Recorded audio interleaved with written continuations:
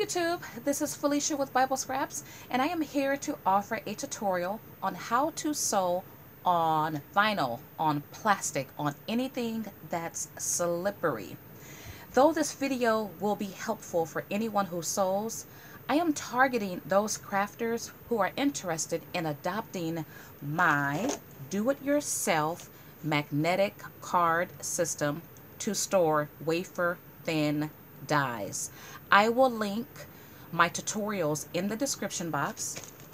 I just shared an update video to my original wafer die storage system, and I shared these beautiful magnetic cards with the stitched pockets, sleeves, or pouches. Now I will link those videos in my description box. So here you're looking at my horizontal system, but in my updated video I introduced my vertical system as well. Now this is totally cool, you guys. I'm calling this the ultimate whatever way of storing your dies, stamps, and embossing folders. If you're interested in this tutorial, once again, check out the video in my description box, but I need to add stitches to categorize my vertical system, and that is what we will do in this video. Now this video is longer than I anticipated, only because I encountered some issues that you might encounter. When I created these beautiful stitches, I had no problems whatsoever, but in this video you will see some user error issues which were easily corrected.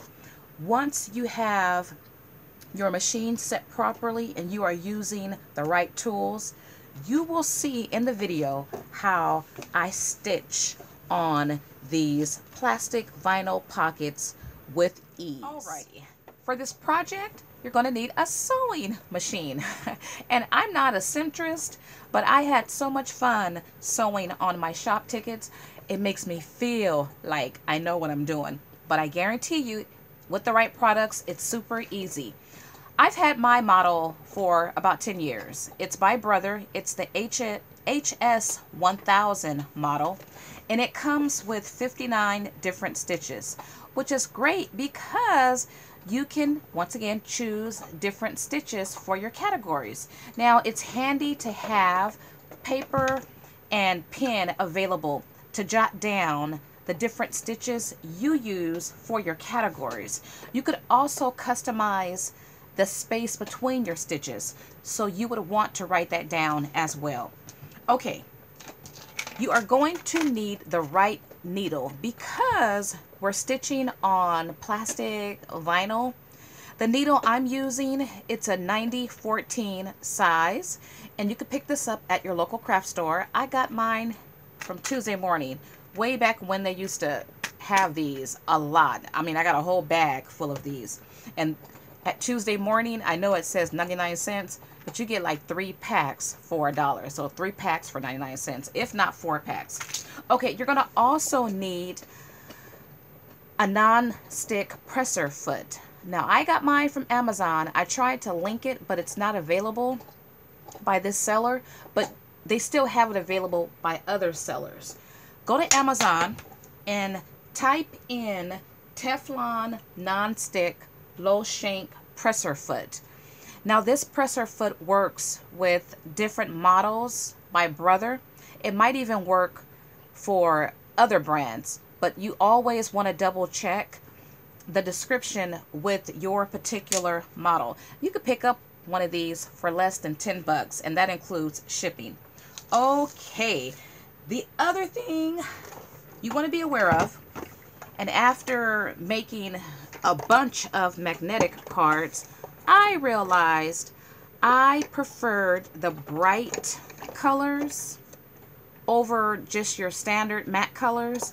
So I'll be using some neon colors. They just show up. I show up better. My machine threaded, and I'm ready to go. It's super duper easy. I'm using a bright neon colored thread. What you're going to do is take your, and we're going to add stitching to the top area. And I hope I'm within good view. And it's really easy, you guys. Now, I cannot find my notes on the stitches that I used, so I'm going to at random pick a stitch. And I hope I have my machine threaded right. Do I? Yeah, I think so. Oh, you know what? I didn't add my presser foot. I can't sew without a presser foot. Now, this is really easy to install on my model. It's like a drop-in method. Press it down or stick it under, and then you'll hear this click in place. So it's in there. Place it under the presser foot. And I will choose, let's see, I have some examples here. I like these bigger stitches. I don't know which one was which one, so, you know, let's go with 6. But, you know, I gotta turn my machine on. Okay, so I have my machine on. Lower my presser foot and choose, let's see, I'm gonna choose 10. And I'm gonna play around with the space between my stitch.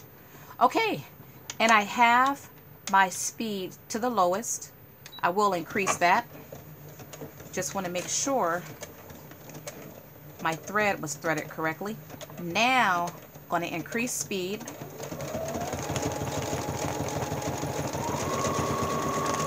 Okay, and I don't like this particular stitch. Okay, I guess it's okay. It's a good idea. You can take scrap fabric and play with stitches that way so you don't ruin or waste. But here you see this particular stitch, and I don't like that one, so I didn't like 10. I'm going to put it back in my sewing machine and do a different stitch. Oh, that's 20.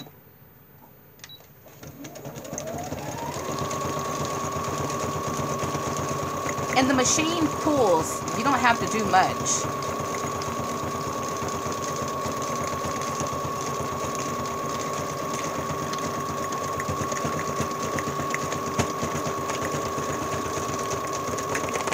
Oops.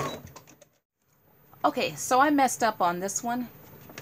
I didn't have centered correctly under my presser foot, but don't fret. I have a horizontal storage system, so I'm going to use this for that system. I'll just cut off this part and it will fit perfectly.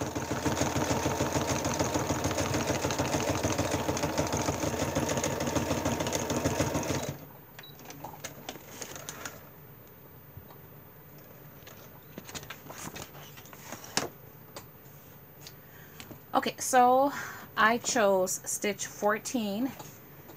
Now, for some reason, and perhaps it's supposed to do this, but I'm getting a lot of white, and my bobbin is white. With my other stitches, I didn't have that problem. I had white on the back with the color of the thread, but it's a lot of white coming forth. I do see the green, but let me change. So the reason why my bobbin thread was showing was because my bobbin was not installed correctly. The bobbin had moved. So you want to make sure you have your bobbin installed correctly. Alrighty, now we shall see that beautiful green thread. And I'm just playing on a shop ticket. You see that? Ooh, love it, love it, love it. And the shop ticket, the inside is vinyl. You can see how easy my machine is stitching through that vinyl. So perhaps 14 would work now that I understand that my bobbin was the problem. I'm going to go back and try 14. You know what? No, I'm not. I'm going to try 14 on my now scrap shop ticket. Let's do that. 14 and let's go. Oops.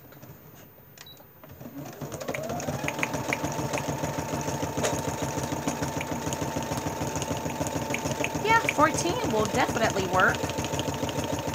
I'm gonna stop 14 looks there. So let's stitch on the shop ticket.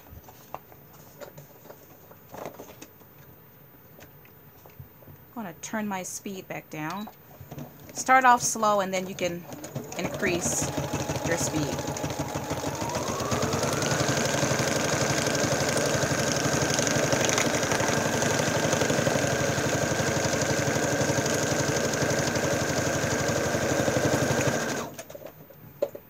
And I was almost at the maximum speed.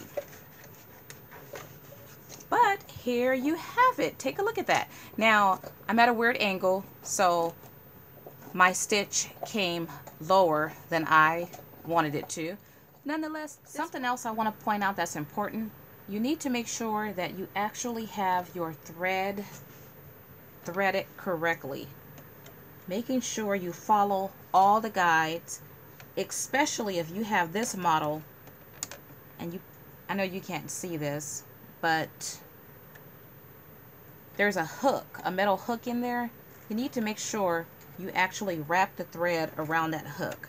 It's easy to miss it and think that you have it threaded correctly. What you can do is use your knob on the right and you can lower or raise that hook and thread. Now I know that's threaded. That's important because if it's not, your shop ticket will jam up like that. Just want to point that out. It's easy to overlook that step.